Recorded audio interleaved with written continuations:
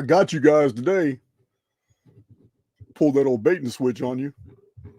You're expecting one of those 14 or 15 long intros I have, weren't you? Don't lie. Let's get this audio check done real quick, and I'll introduce our special guest. You guys know who he is, Jay Weidner. We've discussed him a few times. Some of his work. He's talked to a lot of people. He's done some work with I don't know if he's worked with him, but he's discussed like Owen Benjamin, Jordan Maxwell, several people that we have mentioned here in Archaix as well. He's done some fantastic movie decodes, gone deep into mind control, and he's been a presence in the field for a long time. He's got more stuff off of YouTube on his website. As a matter of fact, you can check the description box and you guys can see his links. He's got several links to his social medias in the description box right now. And as is our habit, moderators will be posting Jay Weidner's links every live we do. My moderators post the links to the guests in the live chat, so they will be perpetually there.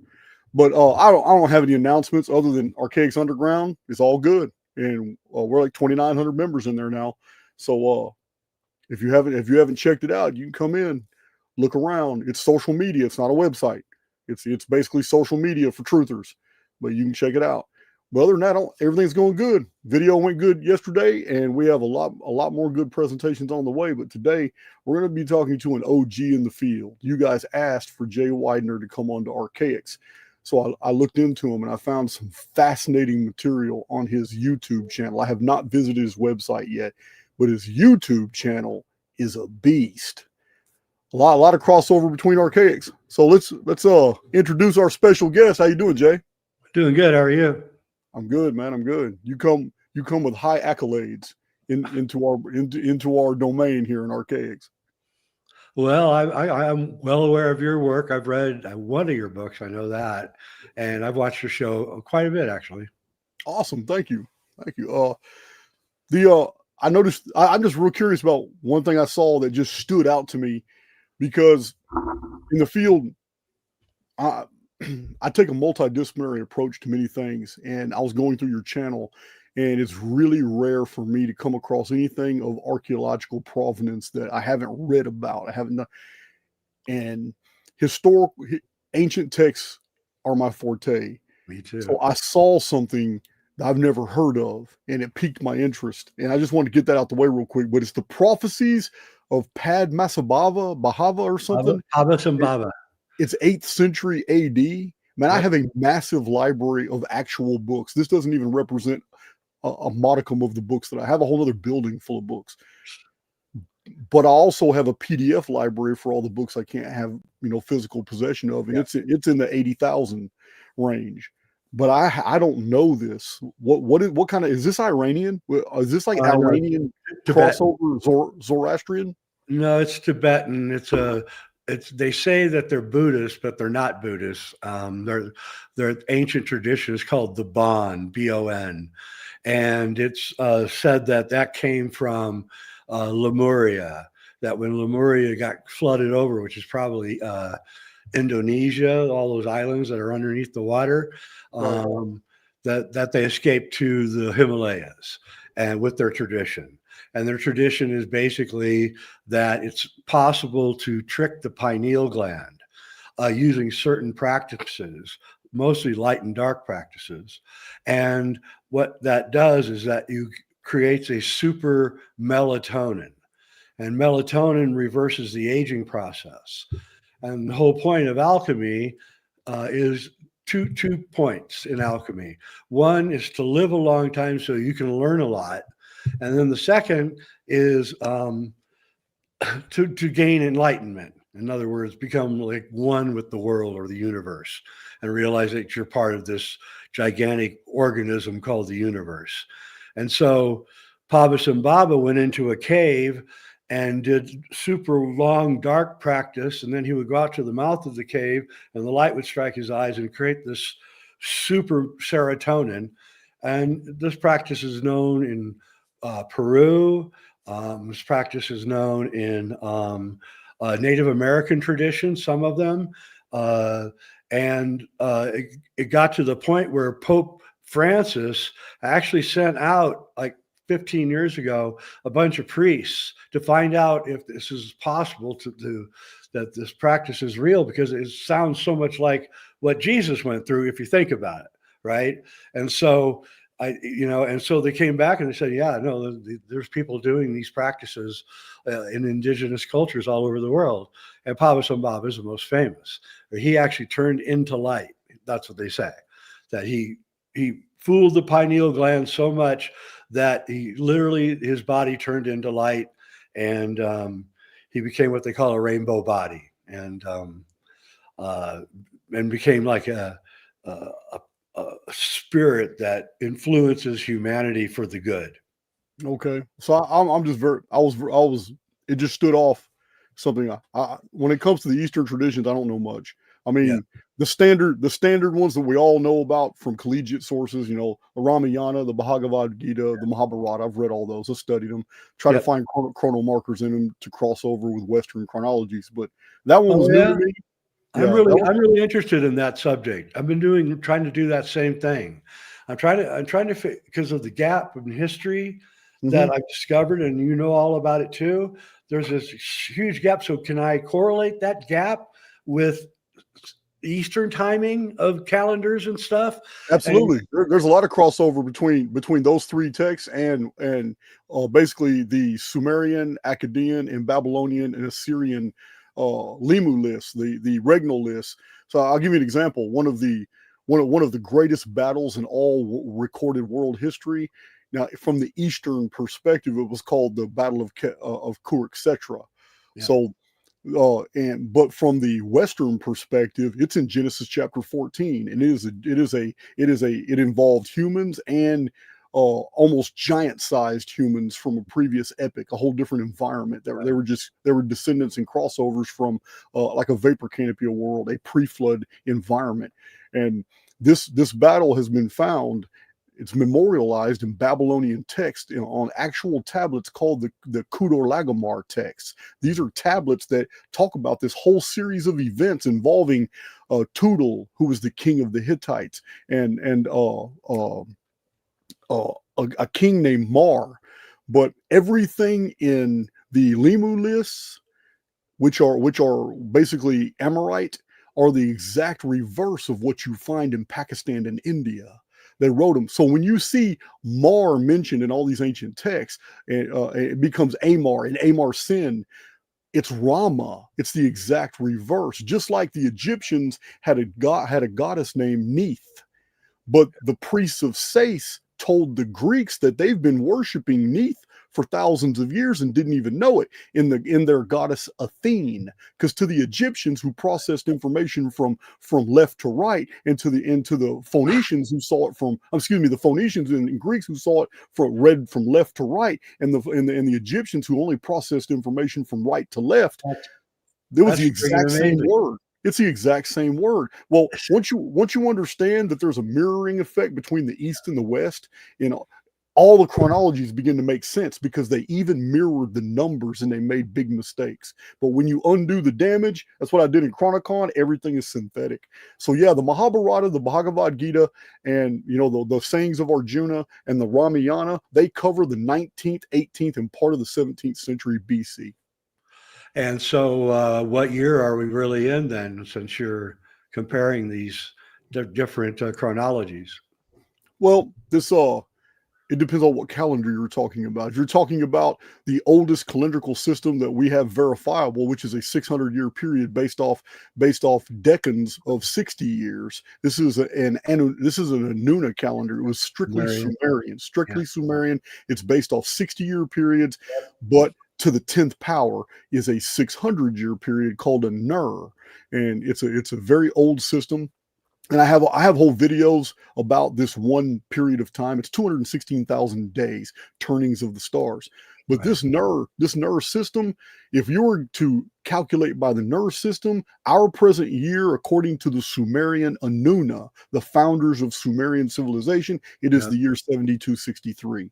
We're in the year 7263. Their calendar still has 81 years left until termination. However, the Maya came way after that, and Right. they had a very unusual calendar that started in 3113 BC. And instead of counting backward in time to a definitive historical date, their calendar is unusual as well. It's like the Anuna calendar. It too counts forward in time Yeah. to a very specific date, which would be when our calendar would be 2046. So calendars, as you know, calendars are what fascinate me, but it's Yeah, they fascinate me too. And I'm 'cause what I did was many years ago, I came across, I'm like you, I'm a book collector and a avid reader. And I came across a book called Mystery of the Cathedrals by Fulcanelli. And it purported, I was an atheist and I didn't believe in anything at the time. It was a long time ago. And so I took this book home and going to debunk the book because it was saying that the cathedrals were actually built by alchemists and that they were alchemical creations. And mhm. so I read the book, and the guy who wrote it was like really intelligent and knew a lot about history, and was basically telling the reader, 100th anniversary of the book is next year, by the way, telling the reader that everything you know is wrong. And the cathedrals aren't even places of worship. They're like hospitals or healing centers where telluric energies are brought down through the architecture. And so people who were sick would go into the cathedrals and get better. And the idea that architecture could be alchemy just really started fascinating me. And so I started going to Europe and looking at ancient buildings. This is like many, many decades ago. And realized that whoever built these buildings, and they're purported to be like 1100 or 900 AD or whatever, I don't believe any of that. Uh, they used Fibonacci sequences in the architecture. They used sacred geometry in the ceilings and in the windows. And, I mapped them all out, all these different buildings. And I reached the conclusion that there was a whole different civilization that was around, and that somehow it got completely distorted and perverted and destroyed and replaced with something far worse than it was. Yes, this is a really big argument with the Tartarian movement.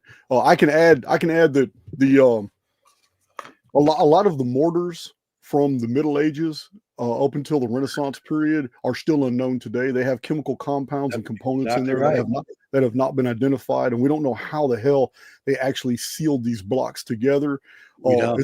It's very reminiscent of, because alchemy is like a component of two words, al-chem, and chemi comes from chemis, and its ultimate root is chem, which is the Greek name for ancient Egypt. Yep. So in the Egyptian building traditions, it's also noted that there have been papyri that have been found that give us chemical compounds that we don't recognize today. And there are researchers of the Great Pyramid who have taken shavings, because the glue that seals all those blocks together has been determined to be stronger than the blocks themselves. Yeah. And it's got something in there that made the adhesive stronger than the 2.3 million blocks that stick it all together. So that's still undetermined too, exactly what that is. Some people say geopolymers, other people say they liquefied beryl in some way, and then when the beryl hardened, it's as hard as a gemstone, which makes it harder than the very stones that they glue together. Well, we know that if you've ever been to the Temple of the Moon outside of Cusco, Peru, the walls are perfectly flat. It's completely smooth. They're High stone. tolerance. Yeah, and the ceiling is perfectly smooth, like glass, right?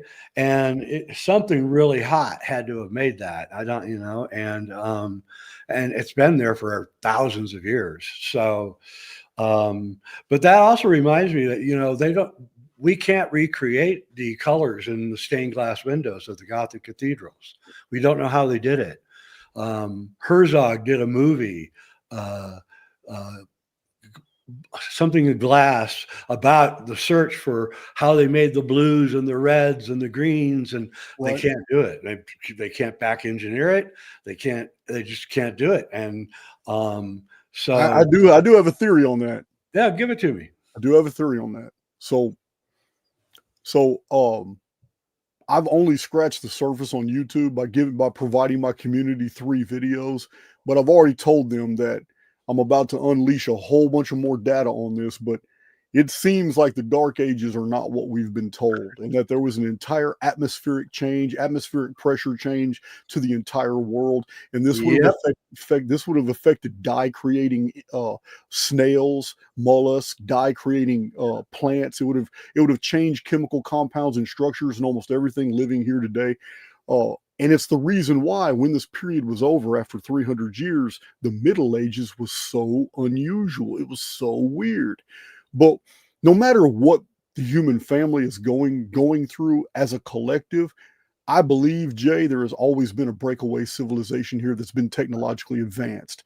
And I they have agree. repositories in our own underworld that are safe havens, Yep. and that they have multiple ones, and they're connected by ancient rail systems Yep. like monorails that have been working for thousands of years. And I it's the only thing that absolutely makes agree. sense to me. I That absolutely agree.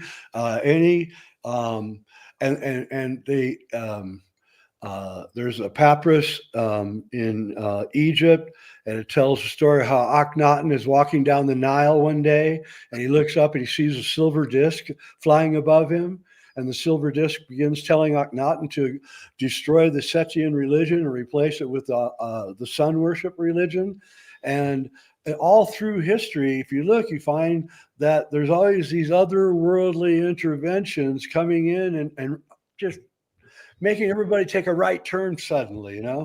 whether Well, you just really connected a major dot. It's a hallmark of my channel is an avenue of research for which I have become almost basically famous for, because most people didn't realize anything about this chronology. It's called the Phoenix chronology, the Phoenix phenomenon. And I've got 3 published books about it and so many videos and so much data. I've literally convinced my community, look, there's something to this. there is. It's amazing. But you just mentioned Akhenaten, and uh, he was originally named Akhenamen, and he chose something had happened, and the people had lost their faith in the sun. And he changed his name. He's trying to sway the people. He changed his name from Akhenamen to Akhenaten. Yeah. And this incident you're talking about is really interesting because they did. Egyptologists have absolutely confirmed in their publications that there was a widespread scrubbing across Egypt. They even made wooden platforms to reach the high places, and they chiseled all references to the Bin and Set and the children of Set, Yep. because this was the children of Set and the Bin are the origin of the Phoenix material. And up until the reign of Akhenaten, as I've showed my community, almost every single Phoenix cataclysm, when the sun darkened and there was massive cataclysmic fallout all over the world, almost every single one of them were predicted until Akhenaten. After Akhenaten, only one was predicted. All the other ones after that were a surprise. Yeah, Yeah. they erased all that information in Egypt. Yeah. Well, that's that's kind of the subject of the 2 books that I wrote about the Cross of Hendaye, which is a monument in southern France, which basically predicts the cycle of destruction.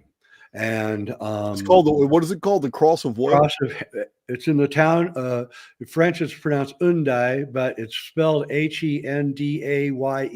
It's on the coast with the border of Spain. It's a Basque country, and the monument basically shows you the cyclic nature of time.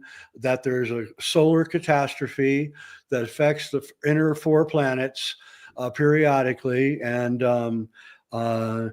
it's a plasma storm of some kind, and it creates gigantic bolts of lightning and heat, and causes melting of ice, and then also the cross tells you where to go to escape the cataclysm. Oh, wow. And the cross is 500 years old, and uh, it was sitting in the graveyard in Hendaye, France, And so now it sits in front of the cathedral there, but it got moved in the 1860s. But so that took me off on a trip through graveyards of Europe, trying to find other crosses of Henday in graveyards, and I found them. And it was quite interesting that it's a standard kind of thing for very wealthy people. And another thing I found while going through all the graveyards in Europe was I never found any graves before 1400. Yeah. Never found any. Never found any 1384, right? He died in 1384 or whatever. No, so I don't know what's going on with that one. Well, if we're to believe the Zeno map of 1380, even the continents, the distribution of the continents was different. Antarctica had absolutely no ice. You could see the mountains, rivers, everything. If you were to go by the Zeno map and subsequent maps that show Iceland and Greenland as they are without any snow cap or ice cap, and Antarctica, then we're talking about the history of the world the uniformitarians have given us is total BS. Totally. Because mariners were already, or cartographers were already on all the other continents. Where was all the ice? Where was all the snow? What did the world just go through for centuries that would have left an area for mariners to go map out and go explore? So it's that's really compelling, because I have been amassing data too and showing it to my community that the face of the world changed around 1100, and we didn't actually start becoming what the historical record is recorded until the 1400s. But that's interesting, because that's when the cathedral building began, around yes. 1100, and Europe had a dramatic warm up about 500 years before that. And I've actually show in my second book that the Pope Sylvester II was the Pope at 1000 AD. They tell us, right? I'm telling you, I'm having a lot of hard trouble finding the Pope's serious evidence of the popes that were there previous to Sylvester II in 999. So I mean, I've searched and searched. I like hearing it. You're speaking my language, because I've been telling my community 522 AD was the target date. It started 25-year Justinian darkness, and we have multiple historical accounts, and they're all, you have to understand, when we're pulling together all these historical accounts from the scribes in Byzantium, ancient Constantinople, when we're pulling them from Boeotia, when we're pulling from Cyprus and a writer over, they can only write what they know from their limited perspective in their geographical location. But when they're all saying sky dragons appeared, and they're all saying earthquakes, and there was a 25-year darkness, the sun was dim, and they're all saying that all of a sudden, within 25, 30 years, people were having to deal with animals, insect plagues, lizards, and then 100 years later, all the churches changed. This is crazy, because the Middle Ages is unlike anything else, because Christianity was almost fully developed by the 4th century AD. Yeah. It's way after the Council of Nicaea. They've already got their doctrines down. They've got everything's laid out, advanced texts. In apologetics became really advanced. And all this is by the year 500 AD. And then everything disappears in the Christian literature until the late 900s, when all of a sudden Christianity is primitive again. All the saints act like X-Men. They got superpowers. They can fly. And knights aren't fighting each other. Knights are fighting gigantic snails, gigantic otters, gigantic reptiles and amphibians. What we've been told about the Dark Ages is total BS. That's what Fulcanelli says in Mystery of the Cathedral. It's one of the very first things he says. I got to read it. It's like the Dark Ages aren't anything like you think it is. In fact, they weren't even dark. They were cold. And when you're saying all that, it reminds me of the King Arthur myth, because that was in that time period, and how everything goes dark, right? When King Arthur is betrayed. Yes. And then at the very end, everything comes back to life. And King Arthur is dated 538 AD. Yeah. So it's as if it's the whole myth is a description of what you're saying. Yeah, so that would make Merlin's making the moon go dark. That would make it's just another data point for that period. I'm glad we had this conversation because I am not familiar with Fulcanelli's book, but I'm going to order it. 100th anniversary next year. They printed 300 copies when it first came out, and it got scooped up by all the wealthy occultists and alchemists in Europe. And then it disappeared off the map because it was such an expensive book. And then in 1957, they republished the book, only this time there was a new chapter added. And the chapter is on the Cross of Henday. And so Fulcanelli did not put the chapter in the original book, but added it in the second, calling attention to itself. And right after the Fulcanelli's book came out in 57, I'll preface this with this. After World War II, the OSS went into France with a whole bunch of agents that tried to find Fulcanelli because they believed that he knew the secret of nuclear fission. And because of the book, Mystery of the Cathedrals, but they never found him. So, but when the new book came out in 57 with the new chapter, all of a sudden, NASA started. The first geophysical year has started in 1958. They began building the underground DUMBs in 1960. They began finding the tunnels that you're talking about, right? And rediscovering them. And I believe that the elites live underground to protect themselves from these periodic storms that we go through, and that they've been messing with us. And I think we're their farmers. I think we grow food for them. I think we absolutely. Yeah. I'm going to go one step further. The whole Ice Age. I now have 6 maps, and I'm going to do a future video one. But I now have 6 maps that show ice-free Antarctica, ice-free areas that now are not covered in snow caps. I've seen them. A lot of times, Jay, it's very difficult for us to divorce ourselves from our programming because we've been hearing the same thing forever. And I've been really attacking the whole Ice Age narrative because there is another natural phenomenon that answers for all the errata. Errata being all the boulders and all the things that are found from because glaciation is real, but ice ages are not. However, maybe ice ages are to a certain degree, and we've been looking at this the entire opposite way. So I have a future video coming out where I'm going to show my community that we've been hoodwinked and that ice ages are real. But we're told the ice ages were in the past, like 13,000 years ago. But that's not what the maps are telling us. That's not what the traditions are telling us, and that's not what the archaeology shows us. We're in an ice age now. And the evidence is that Antarctica is packed full of ice. Greenland, Iceland, packed full of ice. But all these maps show it's when it's ice free. We've been told the exact opposite of the truth. We're in an ice age now. We have been for a while, actually. And I totally agree with that. I didn't know you thought that. But yeah, we are. And it's going to get worse, by the way. It's going to get colder before long. And it's as if the people that have been here that have high technology and stuff, they almost have like a committee of feeding disinformation out so that we're always confused. And, that would kind of explain why CIA Director Bill Casey once said that when everything they finally believe is BS, then we will have succeeded. Well, why would an intelligence agency want to feed people BS when it isn't in their interest to have an educated population? And the answer is no, it's not. Yeah, well, a breakaway civilization.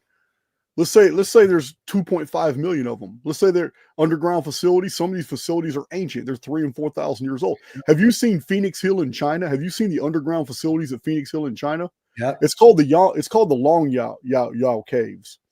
Okay, you can imagine 3,000 years ago, because that's what they're dated at, but about the mid-second millennium BC.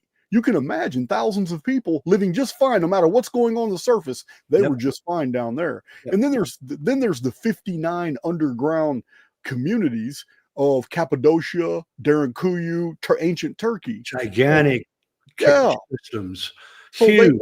they would have lived just fine. It doesn't matter how much water would have accumulated on the surface. Anybody who has been to Derinkuyu or have done some research in the archaeology will know one of the main features are the drainage pits, massive drainage pits that go to an underground, huge cavern full of water that flows somewhere else, maybe into the Mediterranean. I don't know. And the same thing's true in the Andes. I mean, I've been in them. I've been in the cave systems. Wow, in you're the in Andes. the Andes. You're universal, man. Yeah, and well, I actually I feel bad about what I did because I went to Peru in '97 because the Cross-Agenda told me to go to Peru. That's the place where you'll find your refuge. And so I thought, how can there be a refuge here? But at 12,000 feet above, the ocean with gigantic tunnel systems and huge caverns and stuff, you're going to be safe from anything that happens.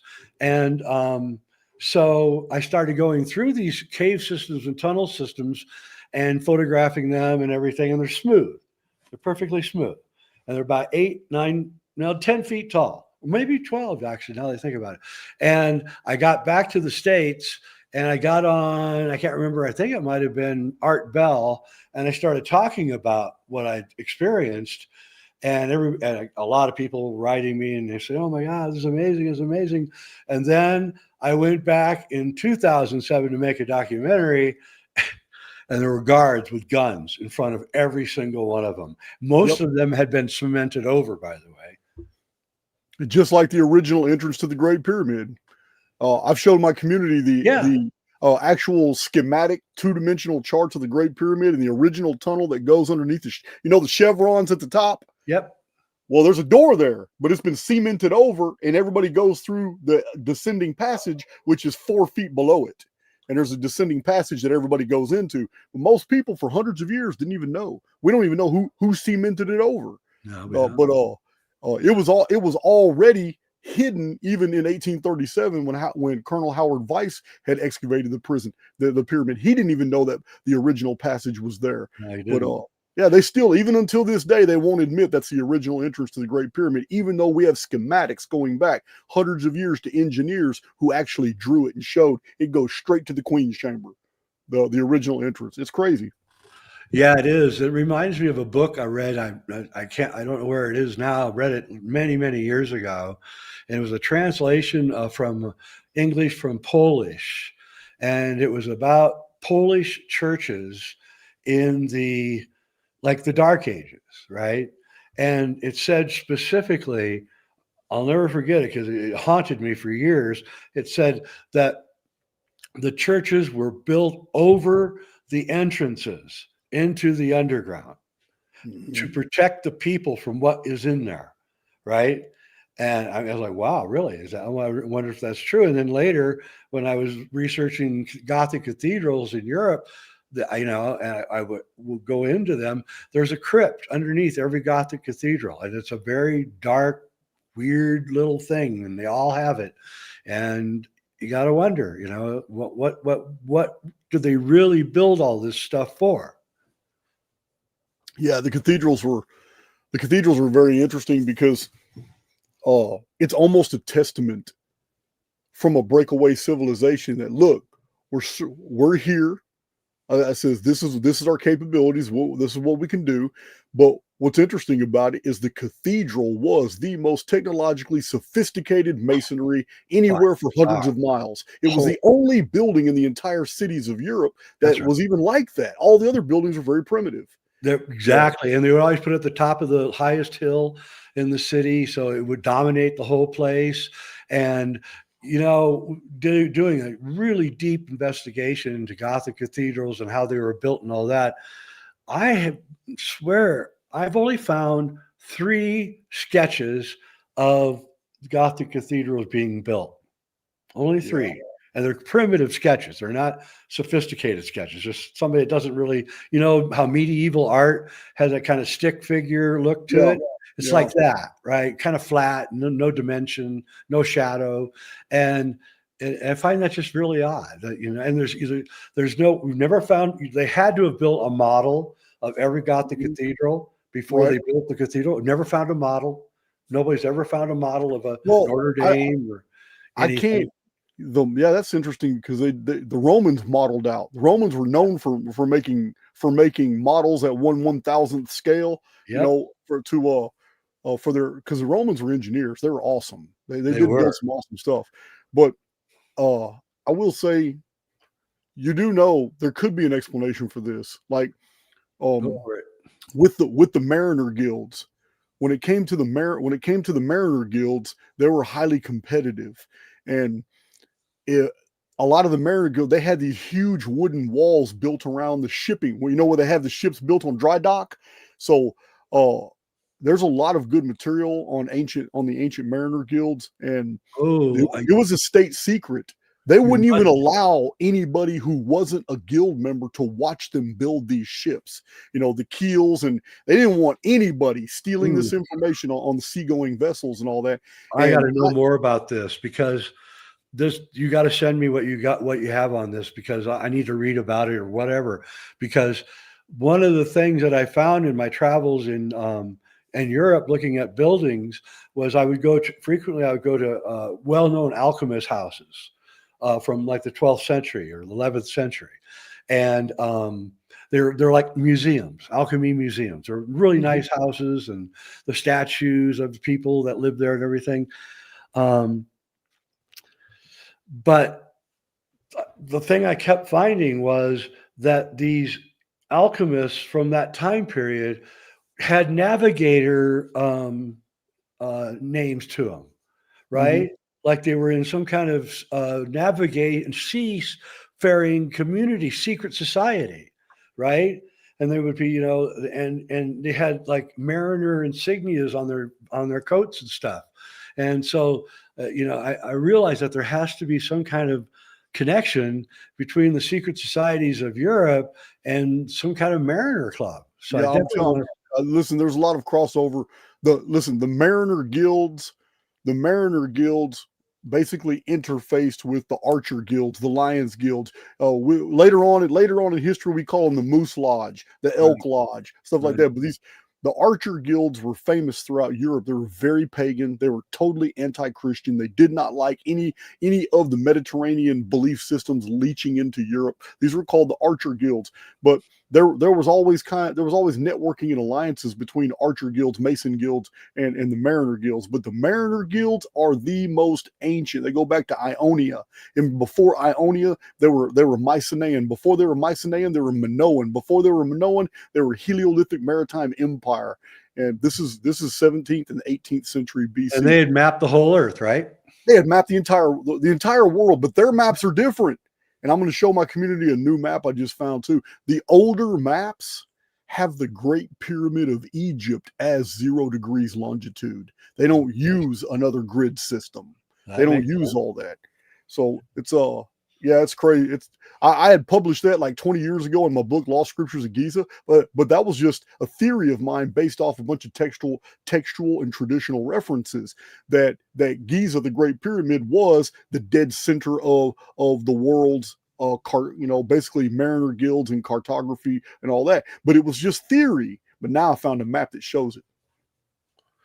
Yeah, it's really fascinating because whoever got out into the sea first, I mean, you kind of won, you know, you Yeah, kind of won the game. if you own the seas, you own everything. Yes, exactly This right. is the whole reason so many wars were fought in the Mediterranean. The Yep, Trojan War, yep, our information came through the filters of Greeks who had basically given us a primitive version of events 350 years into the past. yeah, And it's because they just went through the Great Mediterranean Dark Age. And the first ones were Homer, Hesiod, Theognis, or Orpheus. These are the first four that gave us the early Greek traditions, but it was all very comical, very childish. And it was from the mentality of people at the intellectual low because they yeah. just spent 350 years in a dark age with almost no literacy.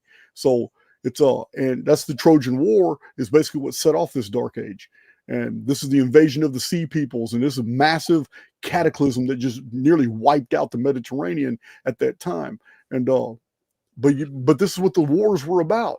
It was a mariner war, and it's because the Hittites were trying to control the Dardanelles, and they didn't want other mariner guilds to have access And they to set the the sea Black people Sea. in. Yeah, And the Black Sea was where all the yeah, money was at. Everybody's yeah, trying to trade with the Black Sea. yeah. So, yeah, And man. the sea people, the one people that they avoided screwing with were the Phoenicians, who were Yeah, the number one mariners. So yeah, that's interesting too. yeah. So They came in and took over everything. it took over everything. Yep. It was like just horrifying. Yeah, that's awesome stuff, man. This is the type of stuff we talk about in Archaix. And I have a question for you, but because I don't want to lose it, I don't want to lose sight. We're only 40 minutes in. We got plenty of time, but one of the things that I'm so busy, Jay, that I don't have time to look into everything that interests the population. Yeah, I go my own way, and I kind of regret that because they destroyed them. But I never did look into the Georgia Guidestones and really find out what the hell they were about. But you did a video I saw about the Georgia Guidestones. Can you give us a short, like a synopsis of maybe who made them, why were they put there, and what's the cause of even destroying them? Well, they're very close in a lot of ways to the Cross of Henday.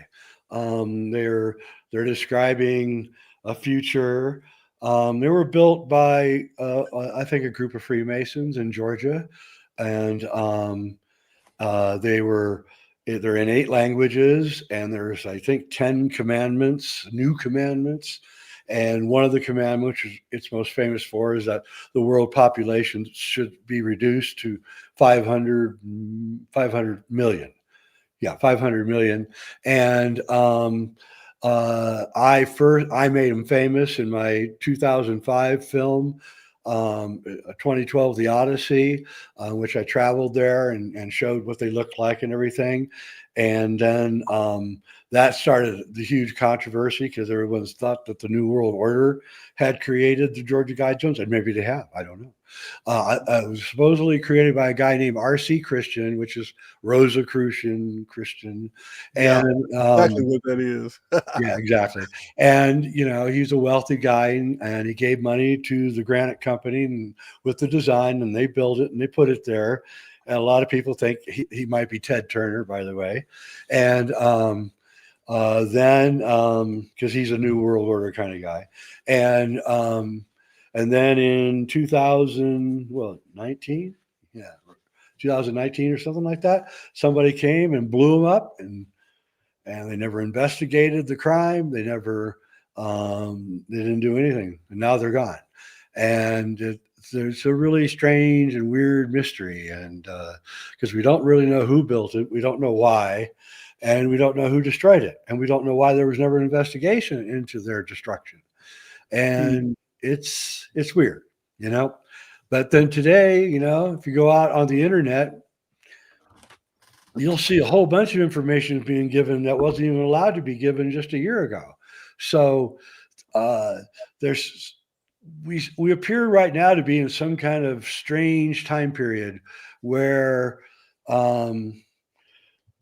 the elites don't want us to know everything, but we are learning, at least the cutting edge of us are learning pretty much everything and talking openly about it like we are right here. And you got to wonder what is, how long they're going to let this go on. Okay, can I offer a little scenario here? So I'm seeing a lot of evidence that, I believe this is a contract-based experience. And what I mean is that if you've received value from our controllers, if in any way you have received some type of value for a prearranged agreement for whatever, similar to the Epstein whole debacle, even if that's even real. But if you've received any value and come into contact with information that the populace doesn't really possess, because you entered into that contract, which comes with NDAs, it comes with the obligation to remain silent. If you break that silent, they do things like anhesh you. They do things because you basically you received value for silence. You were put into a government program, or you were put into a research. Maybe you're a part of an archaeological excavation because this is something you're really interested in, but it came with an NDA. Look, we know you've been researching this all your life. We're going to involve you in this. Maybe we'd like some of your feedback, but if you ever tell a soul what we found here today, and it's not going in, public's never going to know. And you know what? You violate that, you get anheshed. Now, on the same token, as a contract-based reality. I believe we have benefactors as well, because I don't believe that our controllers even have the power to just absolutely enslave the entire race. If they did, I mean, if they could, they would have already done it. They already have all the militaries, they already have all the money, they already have the means. So what kept them from doing it already? So my point is this: What did? If these are the facts, then if we on our own cognition, our own discovery, find things to be true and we start telling each other, there's no restriction. We haven't violated anything. We did this on our own based off the information that was out there. We put the variables, we connected the dots, and there's no power in this construct that can stop us because we're essentially free will beings. Even though some people think it's a prison planet, some people think, some people think it's a soul trap, whatever, but there are still freedoms here that can be earned, and once earned, they cannot be taken. That's right. I agree completely with that. Back over 30 years ago, Richard Hoagland, who was a researcher, and we kept finding objects on the surface of the moon through telescope photographs and lunar imagery and things. And we decided that we are going to, because I was a filmmaker, we decided to go to a very wealthy investment firm in a big city, well-known firm, literally deals with billions of dollars a year. And we had 5 minutes each to present what we were going to present. I was first and he was second. So I got up there and I said, what we're proposing is to take a private rocket, launch it somewhere in the Caribbean, go to the moon, orbit the moon, photograph or videotape the moon, send everything back to the Earth, and we'll create an IMAX special called Return to the Moon. And these lawyers went, wow, that's a great idea, And then Hogan came on and explained technically how it worked, right? And then they said, well, we're in, right? We're in. This is a great idea. I can't believe someone didn't think of this before. So, we go away and they start calling us and they're telling us that they got very big movie people interested in this. Right. And they're vetting me and him, and they're vetting all the technology that we said we had and everything. And they got some NASA expert that's vetting it. Some guy used to work for NASA. And then and I met this guy at the meeting. And so I'm getting on public transport one day after doing a movie shoot, and I see one of the guys that's at the meeting. And I start talking to him, and he says, yeah, I'm the guy that used to work for NASA. And I looked into your project. I said, oh, okay. He said, yeah. So I called up the head of NASA a couple of days ago, and I told him about the project. And he said, you aren't launching anything anywhere, dude. You launch it, and we'll blow you out of the sky, right? I went, whoa, really? So he said, yes. So the deal's off, is what I'm telling you. I went, okay. So then I go home, and I'm at home. I've never told these people where I lived. And I'm at home one night, and it's a dark night, and it's raining, and I have a long driveway. And I see these headlights coming down my driveway about 10 o'clock at night. And I'm not expecting anybody. I'm a recluse. And I go out my front porch, and it's this guy, and he's got a really nice Lexus or something. And he gets out and he says, well, I've been talking to my friends about you. I go, yeah. He goes, you remember at that meeting you said that you were writing a book about what's really up on the moon? I went, yeah. He said, well, my friends want me to tell you that you need to take that book and put it in your fireplace and burn it. And I went, okay. And my girlfriend at the time, started freaking out and thought I was going to get killed or whatever. And I burned the book. So I didn't publish it because I didn't know what I was violating. But so there is a very real danger in speaking the truth. That's just what I'm saying. There is. I've had people show up on my property, and they ran right into a camera bank, and they were embarrassed by it because I just got a rule. I said, you know what? Just because you can find my address doesn't mean you can come to my property. I live way out in the country. So these two came with gray shirts, black pants, black backpants, black backpacks, black hats, and they just looked like they were up to no good. Yeah, about 2 weeks after my movie JFK X came out, in which I show what really happened in the JFK assassination. I live way out in the country. Literally, there's maybe 10 people within 5 miles or 4 miles of my house. And I walk out in my yard and there's a guy out there and he has a mosquito mask on. And fortunately, I have a big dog. My dog Yeah. went after him with a vengeance. And I said, "What are you doing?" He says, "I'm looking for my property line." I said, "Dude, you're right in the middle of my property. Your line isn't anywhere going to be anywhere near here." Right. And I ran him off, but I always wondered what the heck that was all about. Yeah. It's a game. It's a game. I've been approached by a lot of people. Some people trying to offer me money because they Yeah. want my message. I was offered a lot of money to merge my message with somebody else's on YouTube. I just don't like the guy, so I politely told them no. And I've Sounds like done a a lot of dangerous proposition. yeah, I've done a lot of meetups too across the country where a bunch of us get together and there'll be 150 of us. And I recently did one in Vegas, and you just never know who you're talking to. There's Yeah. people that strike up conversations, and you just get this feel for them, like, wow, you didn't come with a wife, you didn't come with a kid, you didn't come with anything, and just people look too like feds. The feds have they just have this deal. And at my meetups, Jay, you would laugh, but at many of my meetups, even my very first one in Fort Worth had a lot of people there. There's almost 300 people. There's over 300 people there, but when I'm giving a public speech, I tell them, I said, listen, I'm very aware that in this truther community, man, that things have to be watched for, especially for grassroots organizations and deals.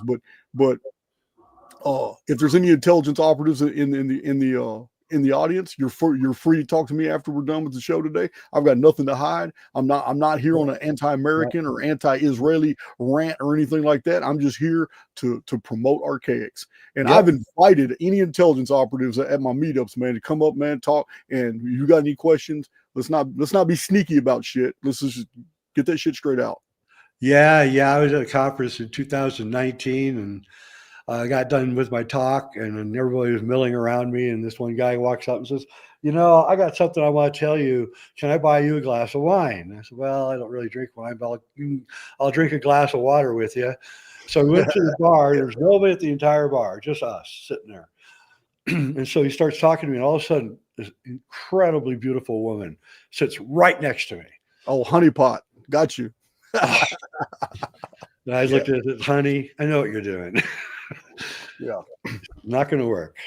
But yeah, they'll come after you. They just don't want you talking. What they really don't want you to know is, I believe, is that there is this breakaway civilization. I think that's the thing that they don't want anyone to figure out. They want aliens, it can be angels, it can be anything, but it can't be that. But if you actually look at the evidence in history of encounters and weird things that happen, the only explanation is that we are living side by side with a very advanced civilization. I want to give you three examples. Yeah. That demonstrate. Now, two of them are from Hollywood, but we already know Hollywood's always dropping dimes. Yep. Hollywood's always, this is why people can do successful decodes of videos and other people agree, because Hollywood's telling us the business a lot. So we have a ridiculous one with Men in Black. We have a much more serious one with the Adjustment Bureau, where breakaway civilizations are still governing. But we have a very intriguing one from 1919, Book of the Damned, Charles Fort. After studying 500 years of scientific reports and eyewitness accounts, he concluded that it's almost as if there's an occult police force, that anytime something unusual happens or something that occurs that's not supposed to happen, they suddenly appear, and they're mysterious, and they provide answers that are just good enough to convince the public while the individual researcher remains unconvinced. That's exactly right. And if you look at so-called alien encounters starting in the 50s and going forward, the aliens are constantly telling the people that they're encountering that we are ruining the earth. We're destroying the earth with atom bombs and pollution and all that. And you have to beg the question, why would aliens give a crap? They wouldn't. The only people that would give a crap are people that have to live here. And then they would use these kind of forces to force society into making a right turn into a different world. And that's what they did. I mean, basically, the breakaway presence is nudging us along into something. We're going somewhere, and they need us. I really believe that they need us. They need us for sex slaves and growing food, and they don't want to work. Why would they want to work? So they don't. So we do their work for them. And Yeah, well, the human trafficking deal, I know it's gotten popular in the past 10 years on social media and stuff, but the truth of the matter is there are books from 200 years ago that talk about the unexplained missing people coming up in London. It's like we've already accounted for the murders, the kidnappings, crime, people who have lost their minds and wandered off. The police have already accounted for every possible reason why people would disappear, and we still have 17 to 25,000 people out of London every single year just vanishing. Where are they going? That's right. And don't forget, like the Children's March, where all the children in Europe marched to Rome. That was in 1212 AD, the Children's Crusade. Yeah, the Children's Crusade. They disappeared. Where did they go? Yeah, and then you have your state-sponsored psyops, which go out to tell all the villagers stories like the Pied Piper of Hamelin. They give you every excuse to give you. Basically, they just throw a bunch of smoke trails out there like they do today to get the population to think, okay, it could be this, it could be that, as long as it's not the truth. That's right. But yeah, I believe all these missing people and all that, they get taken to the underworld. There's no doubt. That's what I think. And I think that David Paulides points out that a lot of high IQ people go missing in the national parks and stuff, and they're like scientists. And, the 411 cases, yeah, absolutely. They go missing. We had one here in my area about 5 years ago. A kid was a complete 180 IQ, was going to go off and become like this gigantic scientist, and went out for a jog while vacationing in Colorado, and never saw him again. Yep. They're taking them, and this really explains like all the high weirdness of history, and why just all the high weirdness in history can be explained with this one thing. Isn't it crazy? I don't want to mention names because this is still a political hot potato right now as we're doing this video. So I'm going to avoid, because I talk about all kinds of nefarious political stuff, but not in real time. This is why Archaix hasn't been censored. I don't get into the real politics, name names and all that. Talk about concepts and scenarios.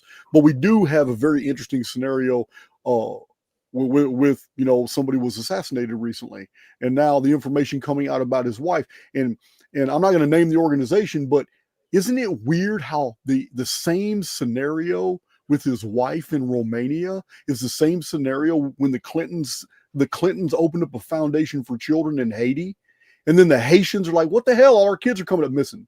You know what I mean? It's like we've been told the exact opposite. These foundations are all children's foundations, and we just assume that they're there to help the children, but they're literally harvesting them. They're harvesting them. That's what is going on for sure. And it's the breakaway civilization and their cohorts that run our civilization that are doing it. And there's no doubt about it. Yeah, it becomes so obvious. It becomes so obvious when you look at things from socio-political perspectives. Let me give you an example. Well, what's obvious is that we are controlled by a breakaway civilization, and all our politicians and all our world leaders, all our religious leaders are nothing but, they're just strings on the marionette. They're just doing what they're told to do. None of them are actually rulers. They're not the ones in power. So evidence of this is that, I'll give you an example.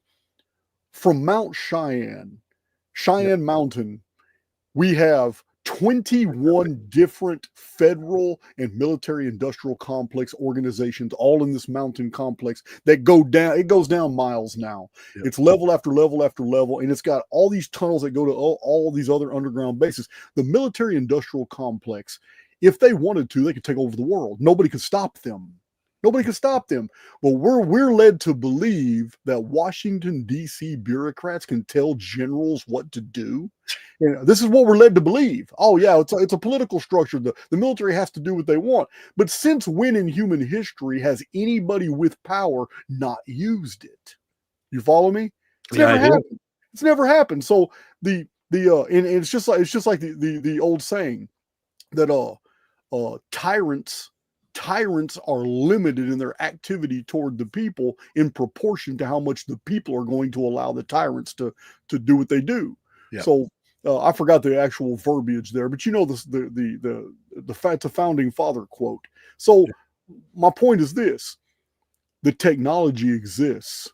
The military industrial complex is the only possessors of this technology here on the surface. They could take over the whole world, but instead we have these NGOs and these international organizations that are invading other countries and funding the invasion, and the individual militaries of those countries are allowing this to happen. They can't do anything about it. It's Ain't no way. ridiculous. Do you Ain't no think way. that, yeah, you think that Parliament couldn't just tell the English military, hey, you know what? Put a stop to this. Close our borders. This is ridiculous. But it hasn't happened. Nope. That's because the breakaway civilization wants it to happen. They want to.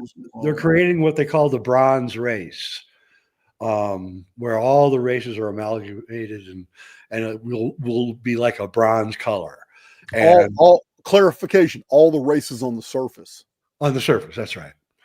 And that's what they're trying to do. But I don't know. I don't know. I don't know what their plan is right now. I think that I think they think that I think they're going to try to pull off something that is spiritual in nature to try to divert us into another spiritual path. And I think that's coming really soon. And they'll probably use aliens or something like that to get this to happen. Well, And yeah, I agree with you, because World War I and World War II was subterfuge, violence, and shock and awe, and all that. But yeah, the Third World War is definitely an info war. We're already in it. we're already in it. Yeah. And the completion of an info war would be, I mean, the final crowning of the info war would be to usher in something that the people would basically not only accept but beg their controllers for. So yeah. Yeah, and the ultimate end of the info war is that everyone will know everything, and that's what they fear most of all. You see, I firmly believe that. I don't know what you think about this, but I firmly believe that I don't want to use a word that gets us knocked off the air here. The Germans in 1930 and 40s were the Anunnaki were looking for the breakaway civilization. I believe that's what they were doing. They were going everywhere, Tibet, South America, everywhere looking for it. Their ships were going everywhere and looking for it. And I think they may have found it, which precipitated their doom. Yeah. The Nazis did have a special program going on. There's a lot of research out there about it now. They were literally looking for the spear of Longinus. Yeah. They were looking for several like the Holy Grail. Yep. They were looking for the actual Golgotha, place of crucifixion. They were looking for the Ark of the Covenant. Yeah, the Nazi, I forgot the name of that Nazi who headed up on that. But yeah, they were deep in South. Guy. I can't remember his name. What is his name? They were deep in South America, also looking for all kinds of artifacts that had been taken there. But absolutely, I have books on the South America stuff and the Germans that were down there. Yeah. And I can't remember the guy's name. He was the guy that rescued Mussolini from jail. Goebbels? Not Goebbels. He was 6'8". Yeah, he was huge. You're right. He was huge. So, yeah, somebody mentioned the Thule Society.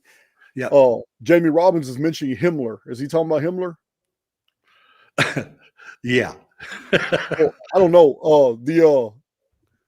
I don't know what the guy's name was, but it's no, it wasn't Hitler. It's it was their information.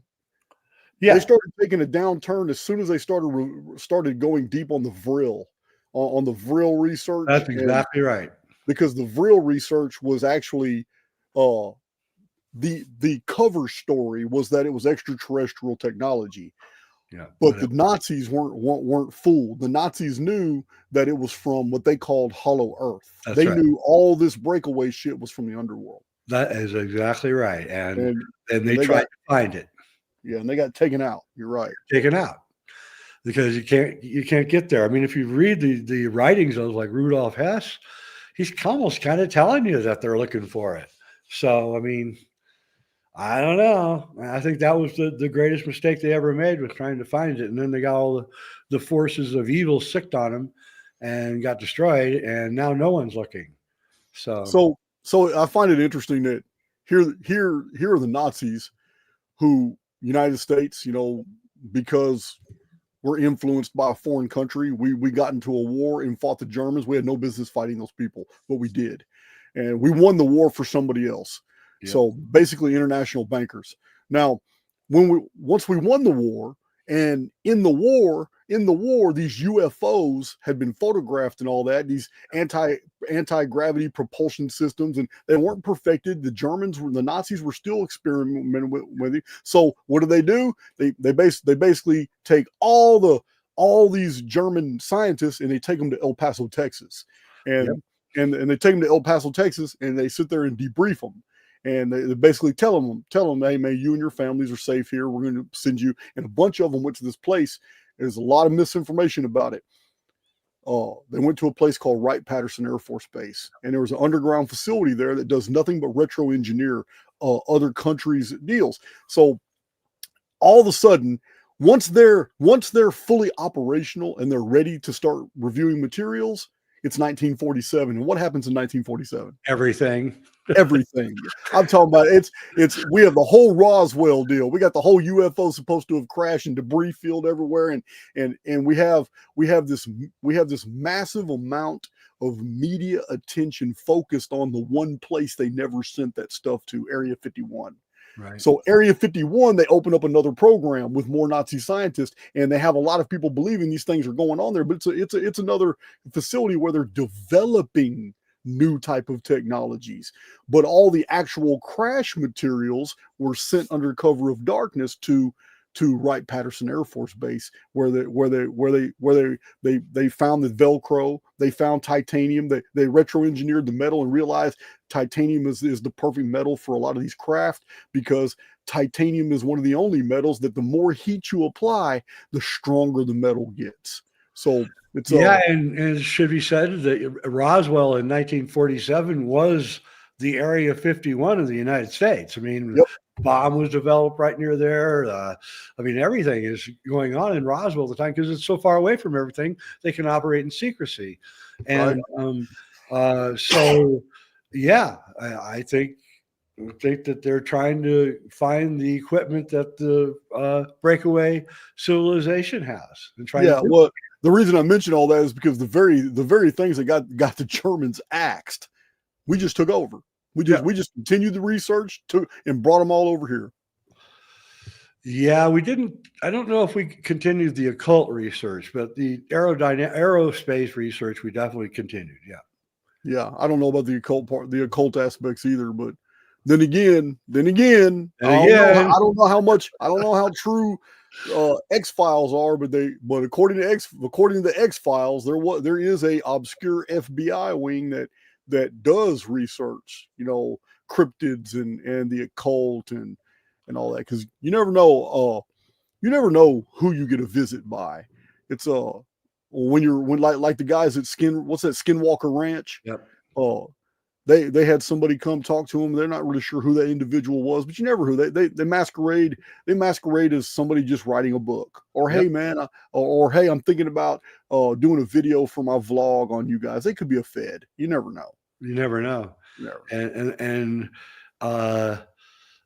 it could be, I have to, sometimes I wonder if you had endless resources, which they do,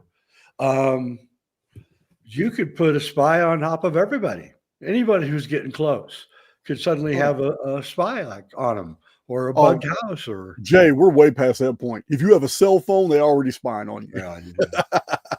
Yeah, we're way past that point. Yeah, they're already they listen, every single keystroke, everything we do online, everything we Everything. do around our phones, it's all, yeah, they've got, I believe the AI was already perfected long before they started letting us play with a commercial version. I believe that, actually. I believe that, like, there's companies that are set up to take um, technology from the breakaway civilization and give it to us. I believe Yeah, Apple, that's what Apple was. Apple, or is. Apple, the iPad, the iPhone, those were invented years and years ago, way absolutely. before we got them. And then Absolutely. Steve Jobs just gets to be the guy that gets to introduce it, make it look like he's a genius and Yeah. everything. I knew a guy, um, my wife had a really good friend whose dad had like $400 million, right? And mansions everywhere and all that. And I asked, what did your dad do? And she said, well, he served 20 years in the Navy, and then he got out and he started inventing all of this stuff that the Navy uses on their ships for navigation and all of this stuff. And I started thinking, well, is he an engineer, a background engineer? No, no, no, no. And then I started looking into his organization because it was like, what's going on here? Right? This guy's making millions and millions of dollars. And it doesn't really look like he has a research facility or anything. Right. Yep. And then she would tell me, oh, when he dies, I'm going to get $70 million. Each one of my siblings is each going to get $70 million. Like, wow, that's a lot of money. So he died. It was about 8 years ago. He died. She never received a penny. Yep. So I doubt if Steve Jobs' kids received much money. I don't think like Bill Gates' kids are going to receive much money. I think that you're a pawn in their game. They make it look like you're rich, and then when you die, they come in and they take it. One of Absolutely. Absolutely. They got to play ball. yeah, They signed the contract. This is a contract based reality. Even Zuckerberg, he's playing a role. yeah. So Yeah, so Stanley Kubrick's chauffeur wrote a book about his experiences with Stanley Kubrick after Stanley died, and he says at near the end of the book that he came back to Stanley's mansion near London after the funeral, and there were two dark vans in front of the house, and he walked in to a door that he said only me and Stanley had the key to. And he said there was like 8 guys rummaging through all of Kubrick's work, putting it in boxes and taking it all out. He's like, who are you guys? And they were all Americans. He was in England. They were all Americans. Kubrick was American. And they took, he said he didn't know what it was. Kubrick wouldn't even let him look at it, right? And he said he never knew who they were or what. And they were gone in like 2 hours, and that was it. yeah, I'm familiar with many stories like that, right? Like Reichenbach and Tesla and how they take.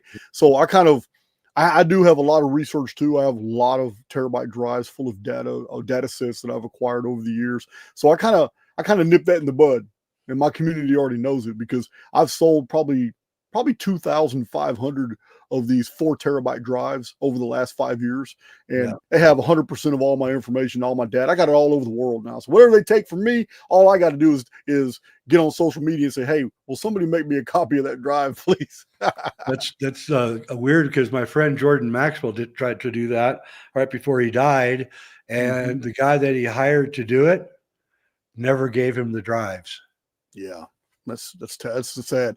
I have a lot of crossover with Jordan Maxwell because my publisher published his books and knows him very well. Paul Tyson, Oh yeah, I know. Booktree, and Jordan Maxwell and I were supposed to start working together. He actually read my book, Lost Scriptures of Giza, and he talked to my publisher Paul and said, "I would really like to talk to this young man. He's really connected some things I have never seen before. This is a really good, compelling, that would have been really good. argument." So he was real. Sad He was thing sick. that didn't happen. Yeah, he was sick at the time, and Paul kept telling me, "Just hold on. He'll be okay later." He just never came out of it, and then we got news he passed away. So it was like, Yeah, he was kind of going down the last 10 years or so. yeah. Yeah, he wasn't in good shape. He never exercised. But I do have good news. I do have good news on that front. That dude was smart. Holy crap. Yeah, he does. Yeah. And I'm going to get a whole box full of tapes that he and Paul have recorded. Good. And a lot of Jordan's lost, podcasts and all that. Yep. They're all backed up by Booktree, and I'm going to get the full collection, and I'm going to go through it, and we're going to start doing some Jordan Maxwell deals on Archaix. Great. I look forward to that. One of my favorite people. He's definitely an interesting guy. Well, I went out to dinner with him one time with my wife. She was like completely floored by him. She didn't know who he was, and of course he realized that he had a victim, and so he started releasing all this information to her. And then we got out of dinner, and he said, "Guys, wait here. We're outside the restaurant." He goes, "Wait here. I'll be right back." And he came back, and he had a car, really nice car. And he said, "Look at the license plate," and he had created his own country. And then he created his own bank in his own country. Then he issued himself a credit card, and he had a license plate that had ambassador license plate. So he had, what's it called? Or you can't get arrested if you're an ambassador, right? He had figured all of that out, how to completely separate yourself from the United States and the financial system and the whole thing. But eventually they arrested him, and he got caught up with it. And I always wondered what would happen to him. And eventually he didn't go to jail, fortunately. They just fined him, but he did get arrested for it. Yeah, I have some examples of people that fit the type that I was telling you about, that they've been approached, and then there's some type of tacit agreement, and they have accepted value, and then you can see it, like Russell Brand. Came from almost nothing, nowhere, known by no one. Then he appears, and all of a sudden he's the singer at the 2012 Olympics playing the child catcher. Remember, he's got the hat, and he's on the truther bus, and it's got a little green bus, and people wearing all kinds of colorful costumes are looking out the windows, but he's taking them in a circle. He's like guiding the narrative. They're not going anywhere. He's mesmerizing these people. They go in a circle. And remember the predictive programming with, he recently was accused of by four different women of sexual impropriety, assault, all kinds of things. But in the 2012 Olympics, Russell Brand was surrounded. No one knows why, but they're doing a whole dance routine, and all of a sudden, four dancers come out onto the floor dressed as female officers, all four of them, and they turn and look at him, and all of them start pointing. You know what I mean? It's so crazy, this predictive programming. It's in there, but this is before he suddenly just shocked everybody by going Christian. So yeah, I actually know him. And, do you now? Yeah, I had a long conversation with him in 2013. He was a raging socialist. I mean, just like the most socialist person I'd ever met, and was mad at me because I wasn't a socialist, and we got heated words, and I didn't like him. Now he's a Christian, but he's a Christian who keeps flaunting that 33 tattoo. Yeah. Every camera not to be trusted. Yes, every time he has an opportunity to be on film, he's doing something so you can see that 33, even when he's holding a Bible. You know what I mean? Because he's shilling Christianity really hard right now. And it's sad because Christians are really good people, but they're politicizing Christianity so bad to where it's becoming a joke now. And it's like Candace Owens. Candace Owens came out hard doing all kinds of stuff. Now she's going hard against Israel. I don't see these as free-thinking individuals. I don't. I see these as people playing a role that they agreed to. Yeah. I don't see Russell Brand as wanting to do what he's doing now, but he signed that contract. He became world famous. He got rich, and then a few years later, they says, "Hey man, we need you to become Christian and start pushing Christianity because we're building to another crusade, and we need to get more Christians indignant with Islam." And so him and several actors, all the actors were bought and paid for. You know what I mean? They're just. This is why I worked in Hollywood for 10 years. Yeah, everybody's bought and paid for, and if you don't want to pay the price, you ain't going anywhere. Trust me. Yeah. Numbers is my thing, and it is mathematically improbable for one female to have 9 adopted kids and every single one of them are gay. I'm not trying to hear all that. You know what I mean? This is you're doing something to make this happen. You know what I mean? Yeah. We have actresses that are. I mean, if you got 4 kids and you're an actress, and one of them is trans, okay, Mathematically, I don't have a problem with that. 25% ratio here. But all four of them, yeah, are publicly the opposite gender from what they were born. Then you're doing this. This is you as a parent. This is you as a yeah. It's crazy what's going on with these actors and actresses. I believe they signed the contract and then they are forced to do things that they ordinarily wouldn't do. Like, I mean, you've heard many of these actors and actresses who are completely unqualified, all of a sudden pontificating politically. Either it doesn't even matter if it's against Trump or if it's for Trump. It doesn't even matter. Just pontificating. Yeah, I know. That's what I felt about Russell Brand. I felt like he was telling me words that he had been told to tell me. It felt phony and it felt not right, and I felt weird with him. And I felt that way with everybody I knew in Hollywood, and I got out as soon as I could. And yeah, I thought the whole thing is like a mind virus, and it spreads through the community, and it's the word the Native Americans have a word for it called wetico, and it's a virus of evil that spreads through the community. And one of the things that the shamans or whatever they were called in the Native American tradition, they had to be watching out for this. And gossip was the first thing that you had to notice. If people were gossiping about other people, you had to come in and intervene right away, because that was the beginning of the evil coming in. And so you had to arrest it right away.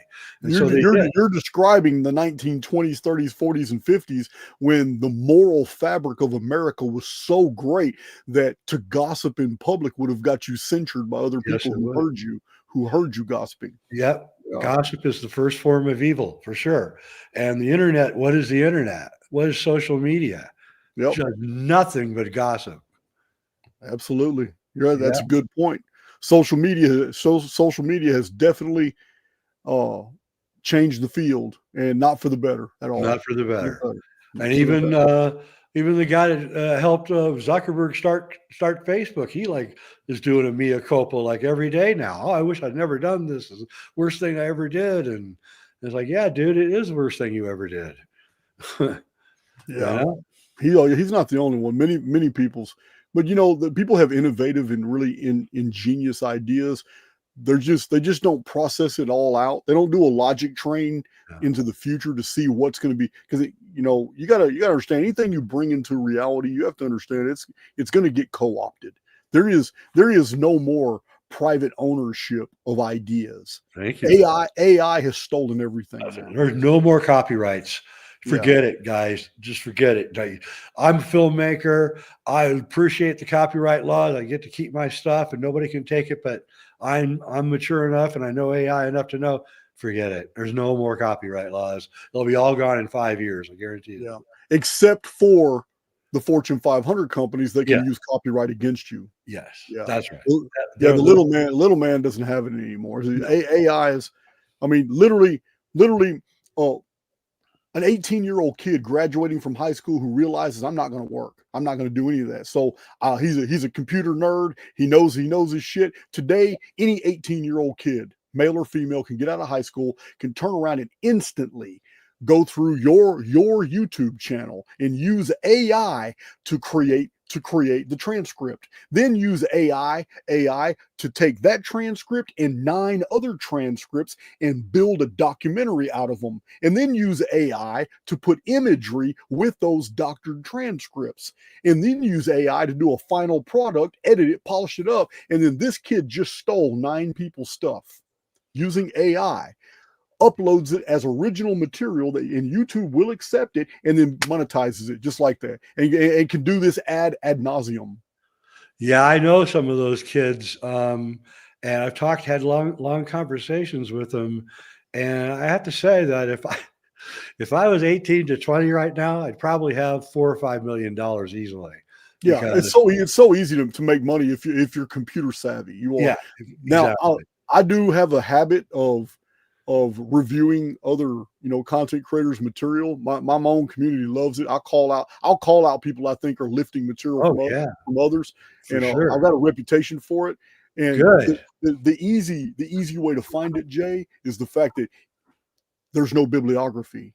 That's right. So you're not going to be some 26-year-old kid and all of a sudden you're on Joe Rogan. I've called these guys out too. You're on Joe Rogan and you only had a YouTube channel for 10 months and you're already on Joe Rogan shilling out a whole bunch of stuff, BS stuff that's easily disproven, and you have absolutely no research bibliography, and you've only got an associate degree in history. How the hell did you get their attention? What did you sign up for? Exactly. I'm reading a book out right now on Tartaria. I'm not going to say the name or the guy's name or anything, but every time I get to some information that I really know, he's wrong. Yeah. Just saying. And this guy's making the rounds everywhere right now on the circuit.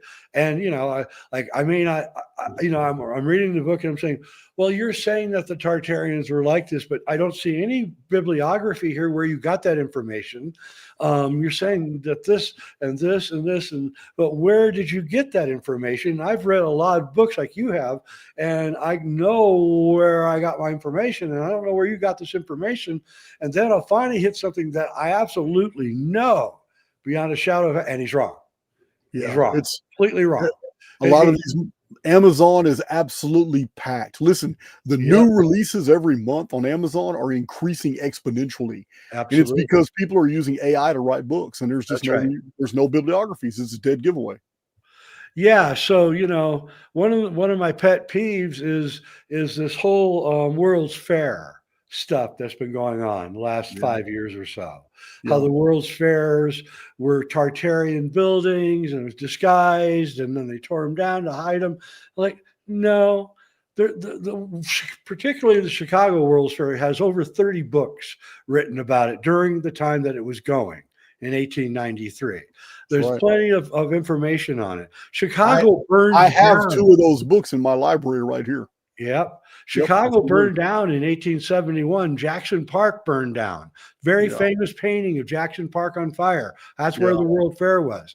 Those buildings were built with plaster of Paris. They're movie sets. That's all they are. And a lot of those guys that built those buildings went to Hollywood later and worked for Cecil B. DeMille on all of his big, giant silent movie epics. Yes. Hollywood hired a bunch of those guys to also do the set for Moses. Yeah. Charles Hepburn. Yeah. You know what I mean? The whole ancient Egypt set. Yeah. That was all done by the guys that built the Chicago World's Fair.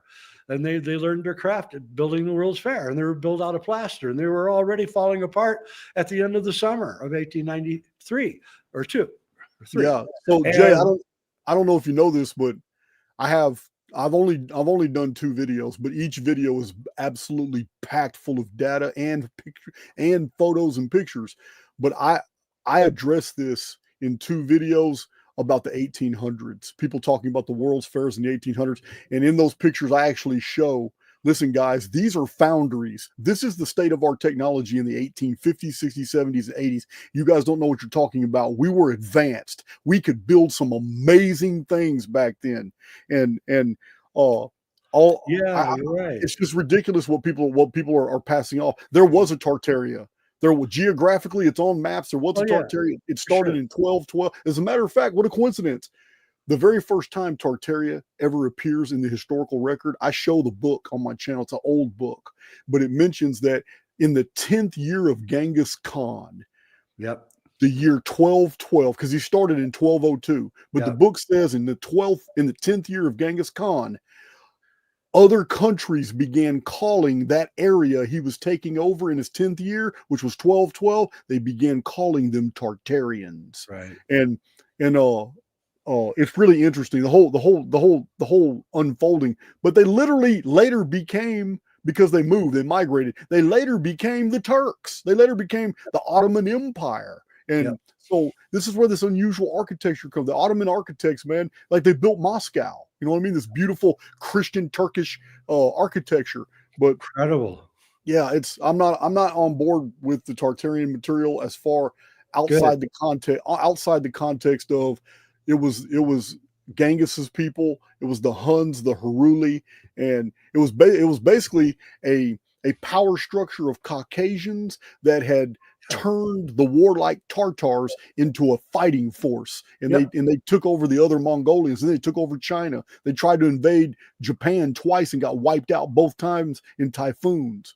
But yeah, Tartaria is interesting, but there were never builders. The Tartarians were never really master architects. This Romanesque, Baroque, and Gothic architecture was other guilds. These are other people.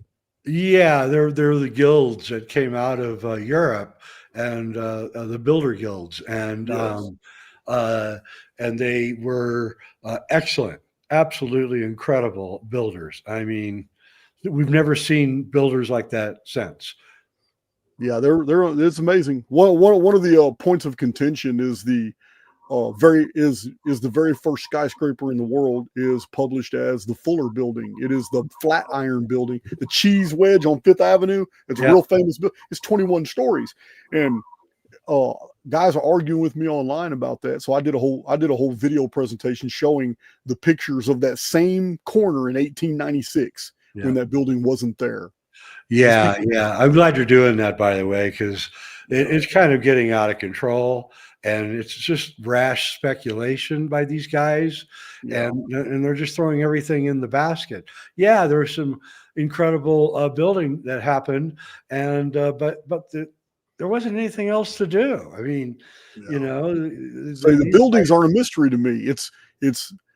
Have you ever seen some of the pictures of the ships we were building in the 1870s, 1880s, and 1890s? These are true buildings, but the engineering is far superior than any building on land, because these are gigantic multi-story buildings that are ocean-going vessels. They are designed to float on water.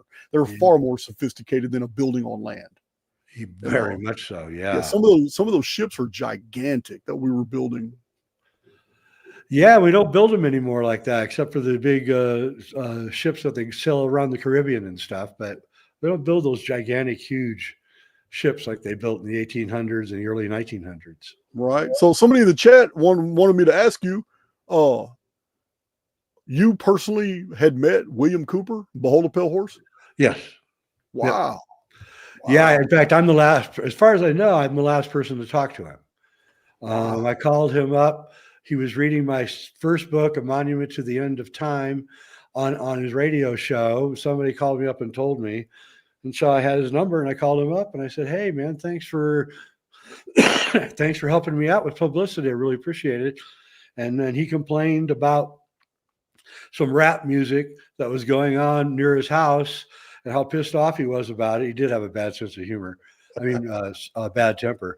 And I said goodbye. And 3 hours later, I got an email from a friend. "Hey, did you hear Bill Cooper just got killed?"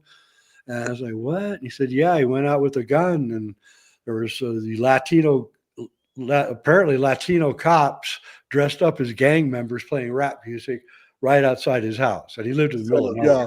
Yeah, he's totally set up. Yeah, total setup. Yeah, and we didn't agree on everything, but I think Bill, one thing I had to tell, at first Bill really did not like what I was saying, but eventually he agreed. I said, "Bill, you're saying that you're on the ship on the deck of the ship, and you're in the Navy, and you see a UFO coming out of the water. You reported it to your captain, and then a couple of days later, you're invited into a meeting where they show you about 40 pictures of UFOs coming out of the water." And he said, "Yeah." I said, "What do you think what's really going on there?" He said, "What?" I said, "They just made you, dude. They just turned you into who you became. You went out after that meeting, you went and became the Bill Cooper that everybody knows. And they made you on purpose." And he said, "Yeah, you're probably right." Yeah, they wanted that information out there. Yeah. Disclosing, if they know somebody has a passion and they have a means. Exactly. Then they're going. I mean, like I told you, I was dead serious, man. I've told my community multiple stories. I have been approached many times, but I'm also very hard-headed. I'm real hard-headed. All I want to do is show my community my chronological research. And because chronology kind of bleeds into many other topics, we explore those topics as well. Yep. But I have no intention of being your multimillionaire stooge. I am not going to do what you want me to do or say what you want me to say. And I don't even care. I love living out in the country with my few animals out here. And I don't need all that. I don't need all the BS. But you're right. You're right. There are many people who get approached and suddenly they appear. They appear on the world scene, and everybody's like, "Man, who is this?" And they're pushed so hard. And no pedigree. Yeah, nothing. Suddenly they're big and huge, and you never even heard of them 8 months ago, and now Yeah. they're big, and you're like, how did that happen? It took me years, and I didn't even So try to do it. so So this recently happened after Charlie Kirk was basically unalived. So we're talking about within 3 days of Charlie Kirk going, all of a sudden the X algorithm is pushing this little skinny, young, 19-year-old Poindexter looking guy as being an expert on all the things Charlie Kirk was an expert on, and they're pushing him. And he does an open letter to hundreds of thousands of people. We don't even know how the X algorithm allowed millions of people to see his posts. He's a nobody. And then all of a sudden he's talking about, I'm a personal friend of Charlie Kirk and I'm a personal friend of Candace Owens. And I just want you to know that Charlie Kirk vowed for me he back in school days or something, and I started an organization to promote Charlie Kirk's. This is narrative hijacking, and it's so obvious. The acting was so terrible that within 4 or 5 days they axed that kid. They got him off of X. It was awful. It was terrible, man. it was really bad. I It know a was bunch of people in the chat know what I'm talking about because I yeah. called it out when it was happening. Oh, I saw it happening. Yeah, I couldn't believe it. But didn't surprise me, but I couldn't believe it was so blatant. Yeah, And it was terrible, blatant, man. yeah, and you got to wonder about that event. I mean, there's a lot of strange things going on in those videotapes, and things that can't really be explained Yeah. away Oh, yeah. No too doubt. No easy. doubt. No doubt. And there's so many other people more qualified to analyze the video, and that's why I never made an issue out of it on my own channel. It's just even on X, I'm gonna concentrate on other things. It is interesting to me, but then again, I'm also jaded. I'm very jaded. I'm jaded because I'm also vocal. I don't hide it from my YouTube community at all. My YouTube community knows that I'm already to the point where I am no longer wanting to hear anything. I don't want to hear about Israel. I don't want to hear about Jews. I do not want to hear about the richest people in the world being victims. Don't come to me with that BS. So we just don't talk about it. We just don't even talk about it. But yeah, I'm not that guy. I'm not going to sit here and sit here and pretend that all the people that have the most money, the most power, run all the sporting industries, run all Hollywood, run all the politics. They run all the lobbies in Washington. They're in absolute control. The very two people that came to my property and then paid me a lot of money to take their pictures off YouTube, they were these people. They totally admitted who they were. I said, I am not willing to be the one. My community knows. I'm not going to talk about them, but then again, I don't want to hear it. You're not a victim. You run the world and you have all the money. So shut up. Right on. Not even trying to hear. Yeah, if you back engineer the whole thing where they the Google searches about 2 months before Charlie. I don't know if you're familiar with that story, but Yeah. they did the hospital and somebody searched for the doctors and everything, right? 2 months before the assassination. Well, if you back engineer that story with logic, then what we're discovering is that they planned somebody, I'm not saying who, I don't know who, somebody planned the assassination around July 20th, knew that it was going to happen in Utah, knew exactly where the university was, then they knew where the hospital was. And what, did they approach these people beforehand? Is that what we're presumed to think here?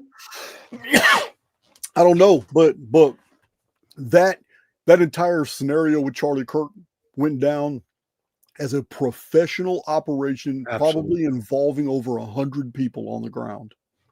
And there probably were 4 or 5 people in this group that were supposed to behave in a certain way. Exactly. So that if they were caught on camera, it would look like they were involved. These exactly. 4, yes, this is how intelligence operates. We do talk about this in Archaix.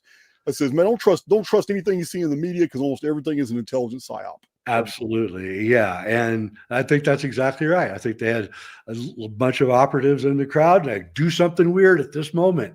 And it didn't matter what it was. He's just weird. So everybody would go, well, why is that guy doing that? Right. And Charlie Kirk already did the legwork. He already became the face. He's in control of $1 billion opportunity. He has $1 billion asset opportunity that has the ears of America. So he's already done the work. He's no longer needed. Now they have what he built, and they can take it in any direction they want to. That's exactly right. That's Yeah, man. exactly what they're doing. Yep. And that's why you don't see anybody from TP being too concerned about anything. No, it's sickening. It is sickening. But you know what? They honeypotted that dude with that girl from the very beginning, and it's so obvious. It's just so obvious. It's sad. It's sad. So I have a question for you because it's an hour and 40 minutes. It feels like it's only been 5 minutes, man. And we can go as long as you want to. But I have a question for you. You don't have to go into detail. You don't have to go in if you don't want to. I don't know. I don't know if you're under NDA or anything like that. I'm just curious because you started with Gaia. Gaia, you were one of the beginning. You were at the very beginning. This before I was even on you. I was even doing anything on YouTube. So can you talk about it? Why you were not no longer associated with Gaia? Gaia became huge. As a matter of fact, I consider them professional competitors.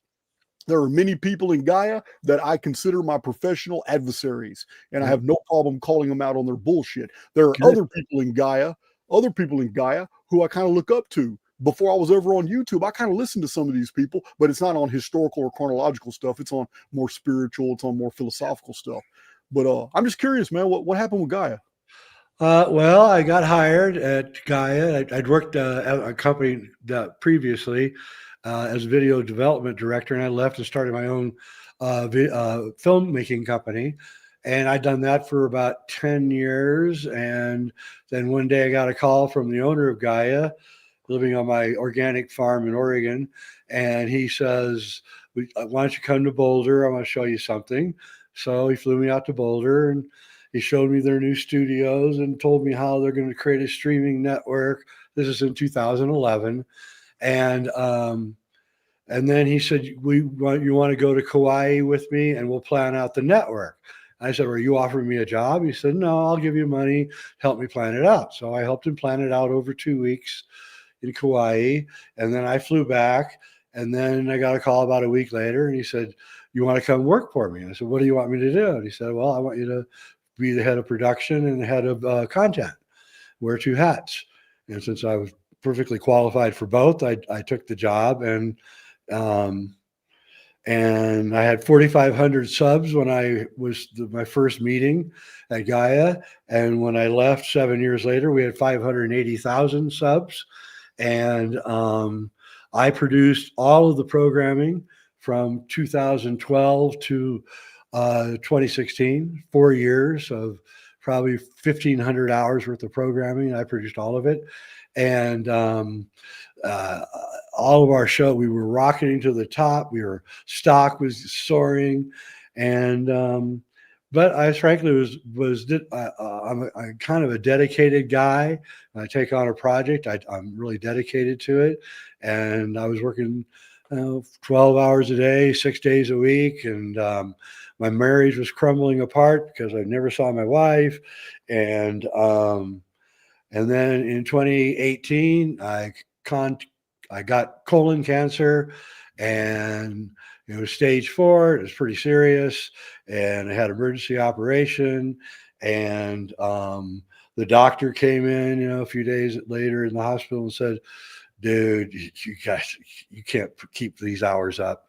You will die within a year.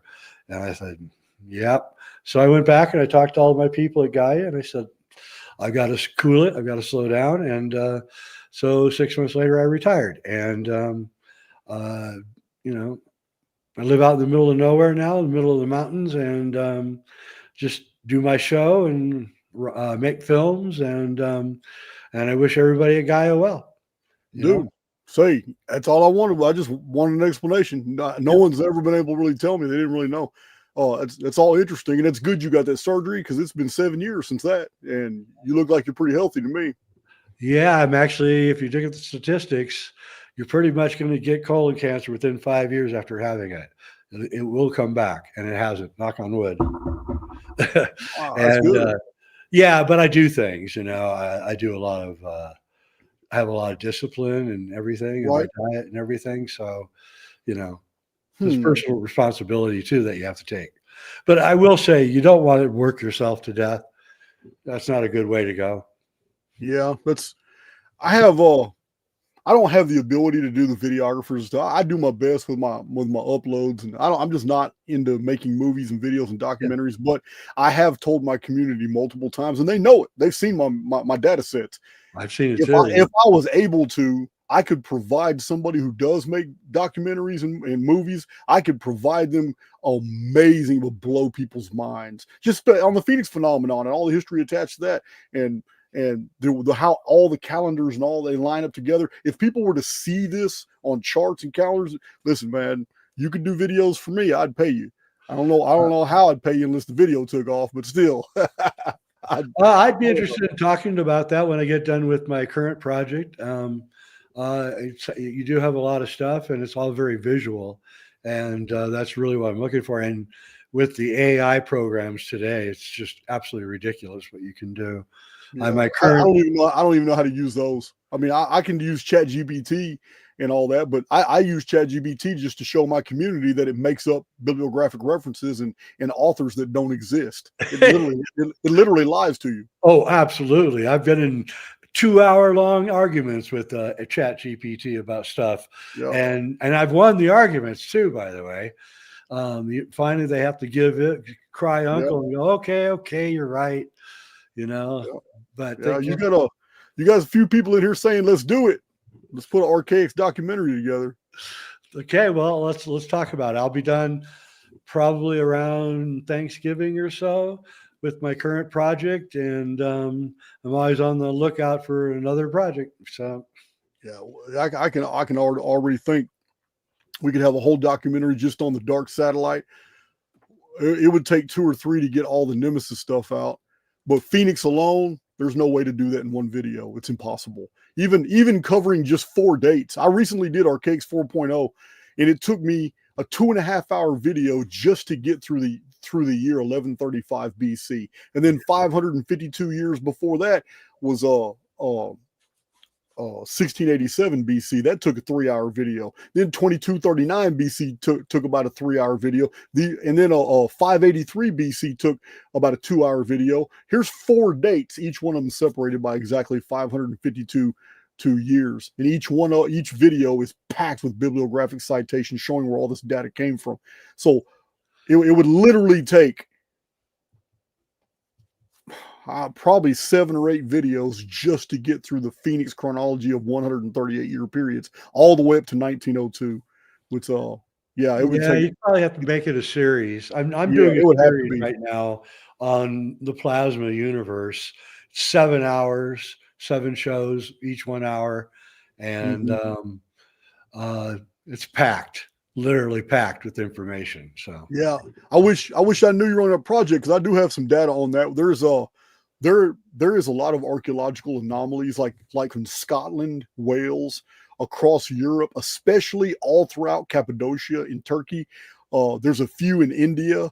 It's so weird how also in Ilium of the Mediterranean, it is so weird how these flux tube blasts, these plasma lightning bolts from the sky, they're not hitting random areas. They're hitting human castles, citadels, fortresses, keys that are attached to major shipping areas.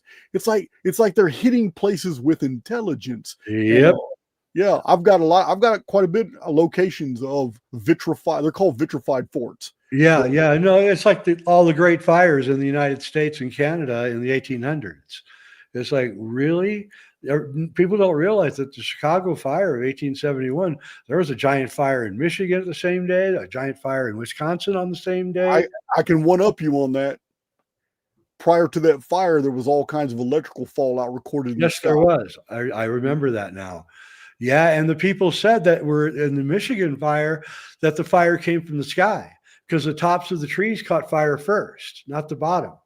And so the fire, like a hurricane of heat coming out. Absolutely. I'm familiar. I have a lot of historical citations like that I show in Archaix with sky anomalous sky phenomena.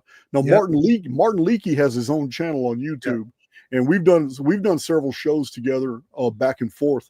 And one thing that he showed really interesting is that the great fires of the 1800s, the after effects look just like the LA fires and deal. Yeah, it's not a normal fire. He shows normal fires no, that can be verified as a normal forest fire, and then these other ones that looks like technology was involved. And this is back in the 1800s. Okay, so it's 1871. Um, you're in Chicago. Who's living in Chicago? Well, there's really the first wave of uh, first two generations of waves of people from Europe, right? Well, they're living in pretty much poverty. Um, they're not well educated people. They're mostly running from something in Europe or from the East Coast, right? And and all of a sudden they're all gone, and all the buildings are all gone. And wow, you get to do a complete rebuild Yeah, with a you can do whole new whatever you want. population. Yeah, I think most of them are like Crimean refugees and all that. Yeah, yeah, right. And which that's an interesting story too, with the Crimean War and what that was really about. Right. And a lot of those refugees did come. People don't realize that the population in New York City in 1860 was 2 million, and in 1880 it was still 2 million people, but it was 2 million different people. In other words, 2 million people had moved out of New York, and 2 million people had moved into New York in that 20-year period. My Yeah. ancestors came from Europe and were in that time period in New York, and they left and moved, to the got a farm in the Midwest or whatever. They're giving land away and all Yeah. that. So yeah, Despite the high death tolls in the 1800s, it's it's the family unit environment wasn't like today. And in the 1800s, the average Caucasian woman had 9 children. oh yeah, Many Caucasian women in the 1800s reported 12 to 15 children before they stopped. In their own life, a Caucasian woman in her own life would have 60 great grandchildren. It is crazy. People don't realize the human fertility and population back then. Caucasian women were having an amazing amount of children, and it was standard. It was standard. If yes, in, in the farms, they could pretty much raise everybody, but in the cities, most families kept 2 or 3 kids. The other ones were orphaned out into these industrial complexes in the 1850s, 1860s, 1870s, and 1880s. Orphanages were attached to industry, and these kids were worked to death. And to escape that life, many of them went out west because during Manifest Destiny, the West was being developed everywhere. Kids were showing up everywhere, and this is how America was built, on the backs of children. It was. I'm surprised you knew all that. It's quite an amazing story, actually, and quite shameful, actually. Yeah, And why were there so many orphanages? Where were their parents? Where there why? There weren't orphanages before 1800. Neither were there insane asylums. All this started. Well, I can answer that too. It's a good question, and you're right. The fertility wasn't near in the 1700s what it was in the 1800s, and it had everything to do with things like inventions in 1764, which is a Phoenix year, the spinning jenny, and all these new farming equipment inventions that allowed us to harvest a whole bunch of food that we hadn't been able to do before. Everybody's little plots were pretty small, but with these new cotton and these new wheat and corn harvesting machines that were coming out in 1764 to 1790, all of a sudden food wasn't scarce anymore. Food was really abundant. Also, the cattle trains were able to feed large most people don't know how many people can eat off one cow. One cow can feed a lot of people.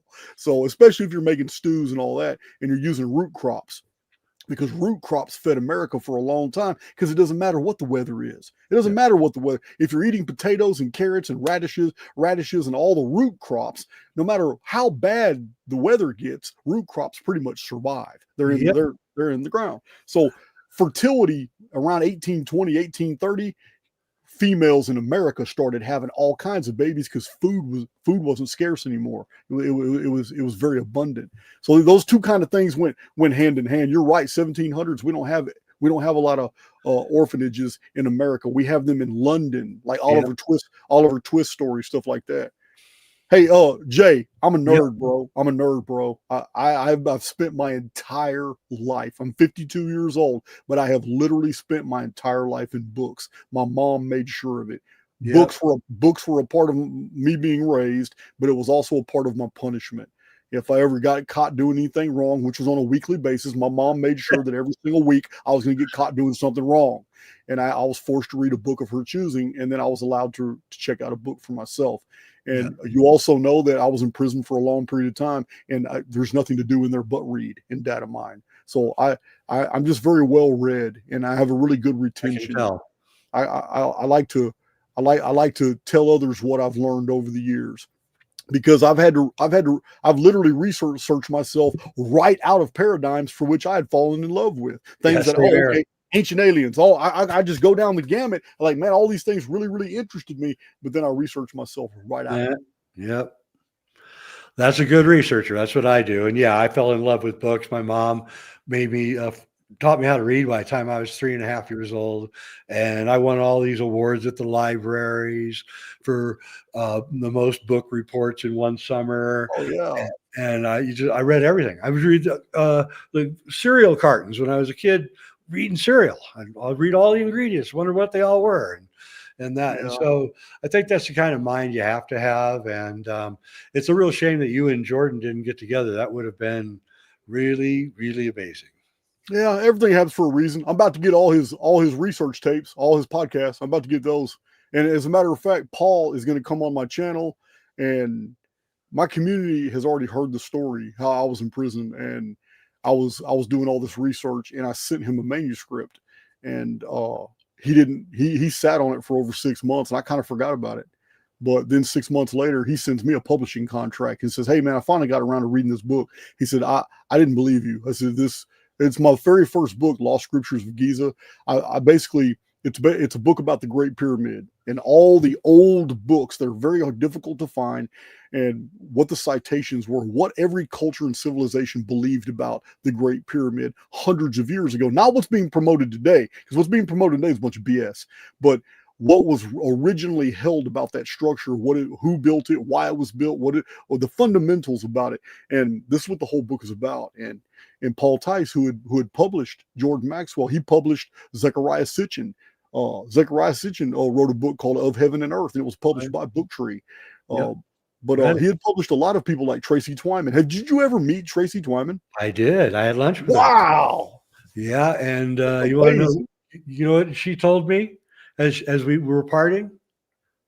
I'm not kidding you. She said, "Jay, I don't commit suicide. I'm not suicidal. Just remember that." And then when she died, I was just floored. Yeah, I read her books when I was reading Nicholas DeVere, and I was reading Hugh Montgomery. Oh yeah. Yeah, man. I'm just when I was reading all that genre of material, like Jack Barringer and Neil Freer, Breaking the God Spell, and God Games. Yeah. These authors, most people have never heard of these authors, and yet they're the ones that just knew it. These are the people that they had their finger on the pulse. They did. Those are all good books, and good researchers. Nick Ferrer was a good friend of mine, actually. Wow. But yeah, so yeah. Anyway, it's been really good talking to you. Awesome. So yeah, let's stay in touch, because I am more than I can compensate you up to a point, but if we can do successful documentaries, I'm a profit sharing kind of guy. But I have the data. If there's anybody out there with money who'd like to fund the documentary series, we're more than willing to get your help. Yeah, I could actually do a fundraiser for that. I've never done really a fundraiser, so I could probably do a fundraiser for that. But I'm confident that the information I have would blow people's minds if they saw it in visual form. Well, I have a really good friend, a young guy. He's a producer in Hollywood. He produces all these shows that people watch that are, and he goes to this conference every year. And this conference is where the distributors are telling the producers what is popular on their distribution circuit and what they're looking for, which is more of that. And he's been going now for 4 years to these meetings, and every year after the meeting, and he did it again this year, he calls me up and goes, Jay, Jay, they're looking for your stuff. That's all they want. They want ancient history. They want ancient chronologies. They want all this stuff that you're into. I don't know why you're not producing it, because they would take it. So, Yeah. there's a really good chance that it would probably do really well. Listen, I'm not doubting any of that. Because I'm in the YouTube partner program, I have these monthly get-togethers with YouTube. It's like a YouTube attorney and IT, somebody who's really good in IT and somebody else in marketing, and we have these conversations, and they go through my analytics, and they've told me too. It says, look, don't get discouraged. It says the people you're competing with have 1.5 million 1.5 million subs and all that. It says you have to understand they literally told me this, and this can be verified. It says your channel Archaix is in a league of its own. It says you may only have 176,000 compared to some of these huge platforms, but no one's matching your 300,000 watch hours a month. This is the true litmus of how much interest there is in your field. It says you have a it's when the same person comes to rewatch the videos over and over. Yep. It says yours is off the chart because it shows that there's high interest in what you're doing, and this kind of blows our minds because long form content is not popular on YouTube, not like what you got, but you're doing it. So I kind of broke all the rules. I didn't go by any of the gurus. All the gurus told me to do short explosive. Long form content attracts males. Short form content attracts females. Although there's females that like long form and guys that don't like long form. But right. If there's something about long form content that dudes really like, if it's interesting, right? Yeah. You got to keep it interesting. And I'm gonna tell you what it is. I've already cracked the code on that. Yeah, we're trying to put it on something that we don't have to keep messing with that channel while we're doing stuff with our hands. Exactly right. You're exactly right. Yeah, we're all working, doing something else while we're listening to the long form content. And that's exactly right. When I'm doing a big, huge building project here on my ranch or something, that's what I do. I turn on a 3-hour show. I listen to it for the whole time while I'm working. And it's like, you're right. That you did crack the code. That's awesome. So yeah, let's stay in touch on that. I'll email you pretty soon. Let's talk. Let's discuss that because we can probably make something happen. Yeah, it'd probably be very successful. That would be awesome. All right. I'll talk to you later. And you bet. You got any last words from our community? My new film, Clockwork Shining, is out on Amazon. The film before that, Archaix, Solving the Crime of the Century, is also up on Amazon. I've got a new docuseries coming out, hopefully by the end of the year. And my show is Reality Check, and my website is jweidner.com. Awesome. And I do have 4 of those links in the description box already. So you'll see them again in the pinned comment. And Jay, all throughout this entire video, I don't know if you've been paying attention to the chat, but my moderators have been posting all your links in my chat. Oh, great. The whole time. Fantastic. So, yeah, I got some great moderators. All right, Jay, until next time, I will be inviting you back on in the future. Look forward to it. All righty. Good energy. Great energy there. I'm really glad you guys turned me on to him. Who knows? Come this time, 1.5 years from now or something, who knows? Might have 60 million views and bring to the public's attention the whole Phoenix phenomenon deal. Who knows? But that's it for me, guys. 2 hours and 3 minutes. All right. Awesome. I'll hit this little outro here. And I'm gonna be on X posting a little while. I've been on some uniformitarian. I've been doing a post on Twitter lately, showing the Twitter community. Listen, guys, there's evolution's in trouble. These are the direct quotes of leading paleontologists, and they all say we've had 150 years to find a fossil that verifies evolution, and we haven't done it. I've been posting a lot of stuff, unique fossils, fossilization process. Yeah, it's pretty cool stuff on X if you're there. I've been posting. But as always, This was a great, man. This is a great chat here. I'm going to re-listen to this here in a little while after I get something to eat. And I'll talk to you guys later. Much love.